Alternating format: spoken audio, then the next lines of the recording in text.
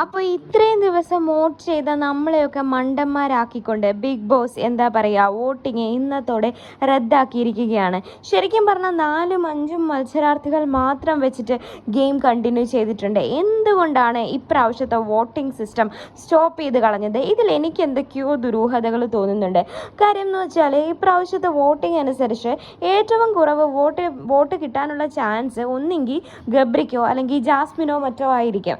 അപ്പോൾ ഇവരെ രണ്ടുപേരിൽ ഒരാൾ പുറത്ത് പോകാതിരിക്കാൻ വേണ്ടിയുള്ള ബിഗ് ബോസിൻ്റെ ക്രൂക്കഡ് ആയിട്ടുള്ള ഒരു പ്ലാൻ ആണോ ഇന്നത്തെ ആ ഒരു വോട്ടിംഗ് എടുത്ത് മാറ്റൽ പ്രക്രിയ എന്ന് എനിക്കൊരു സംശയം തോന്നുന്നുണ്ട്. കാര്യം ജാസ്മിനെയും ഗബ്രിയും അവിടെ തന്നെ പിടിച്ചു നിർത്താൻ വേണ്ടി ബിഗ് ബോസ് ഒരുപാട് ശ്രമിക്കുന്നത് പോലെ പല പ്രാവശ്യമായിട്ട് എനിക്ക് തോന്നിയിട്ടുണ്ട്.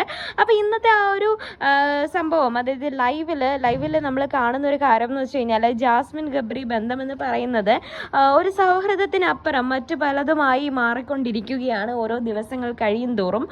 പണ്ടൊക്കെ കുറച്ച് പ്രഹസനങ്ങൾ മാത്രമായിരുന്നു എങ്കിലും ഇന്നതൊക്കെ കൂടുതൽ എന്താ പറയുക, അവർ കുറേ ക്ലോസ് ആവുന്നുണ്ട്. അതുപോലെ തന്നെ കുറേ സ്ക്രീൻ സ്പേസ് അവർക്ക് കിട്ടുന്നുണ്ട്. അപ്പോൾ ഈ ഒരു ഇന്നത്തെ ലൈവിൽ അവർ കെട്ടിപ്പിടിച്ചിരിക്കുന്ന ഒരു രാത്രി 12:30 കെട്ടിപ്പിടിച്ചിരിക്കുന്ന ഒരു സീനൊക്കെ ഇതിൽ കാണാൻ സാധിക്കുന്നുണ്ട്. അപ്പോൾ ഇത് ഞാൻ പറയുന്ന ഒരു കാര്യം എന്ന് വെച്ചാൽ ഒരിക്കലും ഒരു പിണക്കമായി ഒരു പിണക്കത്തിൻ്റെ ഭാഗമായിട്ടാണ് രാത്രി 12:30 ആകുമ്പോൾ ഇവരങ്ങനെ ചെയ്യുന്നതെങ്കിലും എന്താ പറയുക, ഒരു സുഹൃത്തിനെ, അതായത് അവർക്ക് മാന്യമായ രീതിയിൽ, അതായത് രാത്രി 12:30 എല്ലാവരും ഉറങ്ങുന്ന ഒരു സമയത്ത് പോയിട്ട് ഇങ്ങനത്തെ ഒരു കോൺവെർസേഷൻ്റെ കാര്യമുണ്ടായിരുന്നു എന്നുള്ള ഒരു സംശയം എനിക്ക് തോന്നുന്നുണ്ട്. അപ്പോൾ ജാസ്മിനും ഗബ്രിയും പുറത്തു പോകാതിരിക്കാൻ വേണ്ടിയിട്ടും ബിഗ് ബോസിൻ്റെ കണ്ടന്റ് നിലനിർത്താൻ വേണ്ടിയിട്ടുമാണോ വോട്ടിംഗ് എടുത്ത് മാറ്റിയത് എന്നുള്ള സംശയം എനിക്ക് നല്ല രീതിയിലുണ്ട്. അല്ലെങ്കിൽ അടുത്ത ആഴ്ച ഒരു നോമിനേഷൻ പ്രക്രിയ വരുമ്പോൾ പുതിയതായിട്ടുള്ള ഒരു നോമിനേഷൻ തയ്യാറാക്കുമെന്നാണ് പറഞ്ഞിരിക്കുന്നത്. എന്തായാലും അറിയില്ല. പക്ഷേ എന്താ പറയുക, ഇതുപോലുള്ള വേസ്റ്റുകളെ ബിഗ് ബോസ് ഹൗസിൽ നിന്ന് എടുത്ത് കളഞ്ഞ് മോശം കണ്ടന്റ് തരുന്ന കണ്ടസ്റ്റൻസിനെ എടുത്ത് കളഞ്ഞ് പകരം നല്ല ശക്തരായ കണ്ടസ്റ്റൻസിനെ കൊണ്ടുവരണം എന്ന് തന്നെയാണ് എൻ്റെ അഭിപ്രായം. എന്താ പറയുക, ജാസ്മിൻ ഗബ്രി ബന്ധം എന്ന് പറയുന്നത് പണ്ടത്തെ പോലെ അത്ര മോശപ്പെട്ട രീതിയിൽ എനിക്കിപ്പോൾ തോന്നുന്നില്ല. എങ്കിൽ കൂടെ അവർ കൂടുതൽ അടുത്തിരിക്കുന്ന ഒരു സാഹചര്യമാണ് ഇപ്പോൾ കാണാൻ പറ്റുന്നത്. പക്ഷേ പരസ്പരം അങ്ങനെ ഒരു റിലേഷൻഷിപ്പ് സ്റ്റാർട്ട് ചെയ്യാത്തതിൻ്റെ കാരണം ചിലപ്പോൾ 2 മതം ആയതുകൊണ്ടായിരിക്കാം എന്നതിലും സംശയമുണ്ട്. എന്തൊക്കെയായാലും ഇവർ രണ്ടുപേർക്കും, അതായത് ഈ പറഞ്ഞ പോലെ തന്നെ ജാസ്മിനെ ഇഷ്ടമല്ലാത്തവർ ലൈക്ക് അടിക്കാൻ പറഞ്ഞൊരു വീഡിയോയ്ക്ക് താഴെ കമൻറ്റ് ഇട്ട് കഴിഞ്ഞാൽ ഒരു 1000കണക്കിന് ആൾക്കാരാണ് ആ ഒരു കമൻറ്റിന് ലൈക്ക് ചെയ്യുന്നത്. അതുപോലെ തന്നെ ഒരുപാട് ഹേറ്റേഴ്സ് ഉള്ള 2 പേരാണിത്. അപ്പം പിന്നെ ബിഗ് ബോസിൻ്റെ ഇന്നത്തെ എപ്പിസോഡിൽ മുടിയനാണെങ്കിലും മുടിയൻ്റെ ലവ് സ്റ്റോറിയെ കുറിച്ച് പറയുന്നുണ്ട്. അദ്ദേഹം എന്താ പറയുക, ചെറുപ്പകാലത്തിൽ ഒരു NRI പെൺകുട്ടിയെ പ്രണയിച്ചതും പുള്ളിക്കാരിയെ കാണാൻ വേണ്ടിയിട്ട് അവളുടെ വീട്ടിൽ ചെല്ലുന്നതും, അങ്ങനെ ആ ഒരു രസകരമായ ആ ഒരു പ്രണയകഥ മുടിയൻ അങ്ങനെ പറയുകയാണ്. പിന്നീട് ഇതുപോലെ തന്നെ എനിക്ക് തോന്നുന്നു ഇതൊരു സെഗ്മെൻ്റ് ആക്കി ബിഗ് ബോസ് എടുത്തിരിക്കുകയാണ്. ഓരോ ദിവസം ഓരോരുത്തർ അവരവരുടെ സ്റ്റോറീസ് പറയണം. അതായത് നമ്മൾ ഡെയിലി ഈ പറഞ്ഞ പോലെ അവരെ സ്റ്റോറി പറയുമല്ലോ, ലൈഫ് സ്റ്റോറി പറയുമല്ലോ, അതുപോലെ തന്നെ ഈ ഒരു സെക്ഷനും സ്റ്റാർട്ട് ചെയ്തു എന്നാണ് എനിക്ക് തോന്നുന്നത്. അപ്പോൾ ഇന്നത്തെ എപ്പിസോഡിൽ എന്താ പറയുക, ഒരു ചലഞ്ച് ഗെയിം നടക്കുന്നുണ്ട്. അപ്പോൾ ആ ചലഞ്ച് ഗെയിമിൽ എന്താ സംഭവിക്കുന്നതെന്ന് വെച്ച് കഴിഞ്ഞാൽ 3 ടീമുകൾ, നെസ്റ്റ് ടണൽ 10, 3 ടീമുകളും തുല്യ പോയിന്റുകളാണ് നേടിയിരിക്കുന്നത്.